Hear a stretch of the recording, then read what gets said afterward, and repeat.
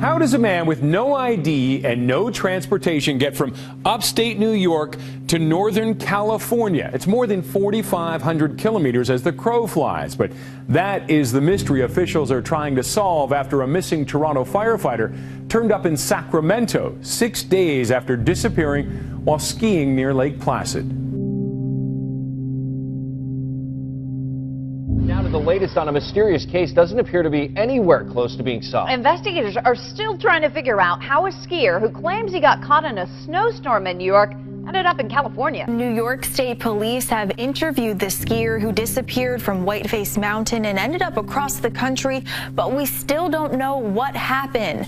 49-year-old Konstantinos Danny Philippidis, a fire captain in Toronto, told police he was on a ski trip in New York with friends out in the Adirondacks. He went out for one last run and says he got caught in a storm and he believes he hit his head. Then somehow he ended up in a big rig, he says, going to the West Coast. In the meantime, investigators say none of the big rig companies and drivers they've spoken to remember taking him anywhere. Police found him in Sacramento, about 3,000 miles from here. At the time, he had already gotten a new haircut, cash, and a new iPhone. Troopers say they plan on speaking with him again. Now, several news groups have tried calling barbershops in Sacramento near the area where the skier was located, but they too have not found out who cut his hair. More details are emerging in the mysterious case of the Toronto firefighter missing in New York State and then found in California. And we spoke to a Sacramento police officer today, and he describes this case as an odd one. In fact, he says in 18 years, he's never seen anything like it. The small community of St. John has been stunned with the perplexing disappearance of a retired attorney from the Isle of Man. Mark Maroney, a resident of St. John, has been missing since Sunday evening from his home in the Chocolate Hole area of St. John. According to reports, Maroney went outside of his home around 8 p.m. to retrieve a flashlight from his car during a power outage, but he has not been seen since.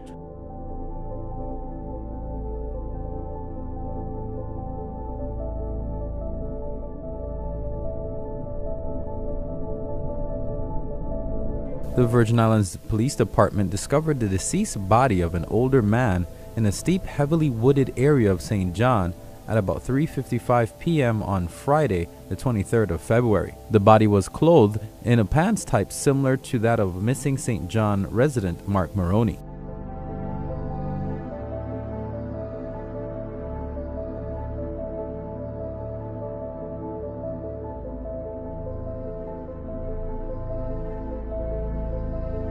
Every month in almost every state, people go into the wilderness and don't come out.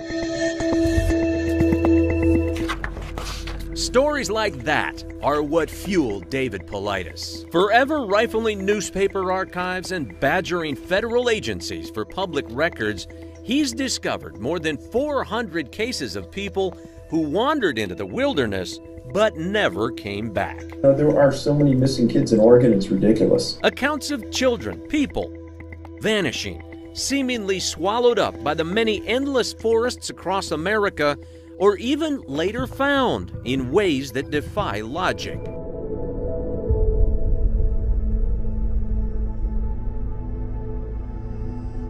But still at a loss to explain what happened to 49-year-old veteran firefighter Danny Philippidis. He was skiing at Whiteface with some friends last Wednesday and simply disappeared, only to reappear in Sacramento today. Have you heard anything about how he ended up there? It's a very unusual story. I know that they've not been able to get a lot from him. He does seem very confused. They're trying to figure out what was in his backpack and where'd he come from and everything. And the guy was pretty confused, like he didn't know where he was at or how he got here. These are questions authorities in New York State now try to answer too. He came to Sacramento on a big rig. However, he could not provide the description of the big rig or the description of the big rig driver, and he believed that he was a passenger in that big rig and was dropped off here in the Sacramento area. Philippidis said he believed he had sustained a head injury and could recall very little of the last 6 days. Another thing that we thought was odd, but seemed to match the circumstances of which he provided, was he was wearing winter boots, snow pants, a heavy jacket that has to be used for skiing, and a helmet that would also be used for skiing. Now, police have released this photo taken recently to see if they can jog anyone's memory. He was wearing the same ski clothes he apparently went missing in, but he tells officials that he didn't fly in here, but investigators say that he had very little recollection of the last several days. But he told authorities he didn't fly here. He said that he was dropped off by a truck driver, said he slept a lot during the trip here, and did not have a huge recollection as to how he got from A to B. Deputies say Filipides was still wearing the same ski clothes he wore when he was reported missing, but he had no obvious signs of trauma. He was adamant that he was not the victim of any crime. A missing skier found thousands of miles away, relieved. But what exactly happened? No one knows yet. These were unusual things that don't make sense that happen to cluster together in 3 to 4, sometimes as many as 20, 30 people missing at one location. He's mapped out what appear to be more than 30 clusters of vanishings in forests and national parks coast to coast. Some of those clusters and cases right here in Oregon. All of them documented and described in his 2 books. According to Oregon State Police, there are 41 missing children in Oregon. And now also in the movie Missing 411, releasing in a couple of months. In a lot of these cases, search and rescue, or the volunteers searching people, have already gone over certain areas, not once, not twice, but even dozens of times. And then the child is found there, maybe a year, maybe a few years later. The search coordinators themselves are baffled by it too. The ones they don't think is criminal in nature. While the retired ranger can name every plant and creature, his real talent is tracking. My grandmother taught me to look for the white. She says, follow the white. It's where the child or the adult stepped on it, and it's real fresh. One of the top man trackers in the nation, McCarter has assisted in more than 100 searches in the Smokies, but it's the first person in his logbook that's never been found. Every Father's Day, the Martin family, the extended family, would go to Spence Field and camp. It was June 14th in the summer of '69 when 6-year-old Dennis Martin, his brother and friends, planned a playful prank. They hatched the idea of going and scaring the family who were setting up on this hill. The boys split, Dennis heading one direction alone. The 3 boys scared the family, and Dennis never showed up. What followed is believed to be the largest search in park history. The search area has expanded as the days stretch into a full week since the youngster was reported missing. They amassed a whole lot of people, hundreds and hundreds of people. The U.S. Army with big Chinook helicopters. Fresh out of the military himself, the young McCarter joined boots on the ground. Each day, as the search expanded, he believes the chances of finding Dennis diminished.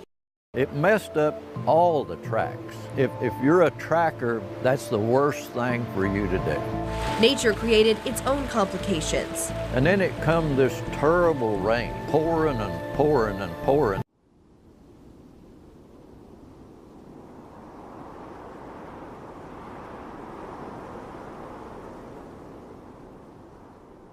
Every year, hundreds of people are reported missing in national parks and forests, many of them children, and most are eventually found, whether dead or alive, but a small percentage of the cases, some right here in Oregon, are never solved. The mystery those cases present has one man wondering if there's a common denominator behind the disappearances that have search and rescue crews continuing to scratch their heads.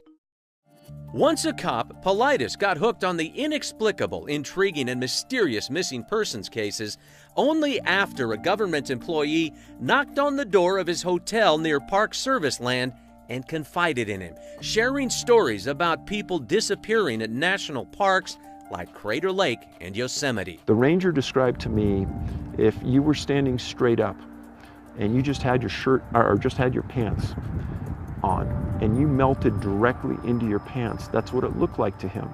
The pants were laying on the ground in a very neat pile. Just one of many accounts in his books that leave search crews wondering if they'll ever find closure. And after 7 years of research, we found that they replicate themselves in these geographical clusters around the U.S. Cody Sheehy was just 6 years old when he wandered off deep into the Wallowa wilderness. Search crews and 2 helicopters with FLIR technology couldn't find a trace of him in the rugged woods, dampened by a cold mixed snow.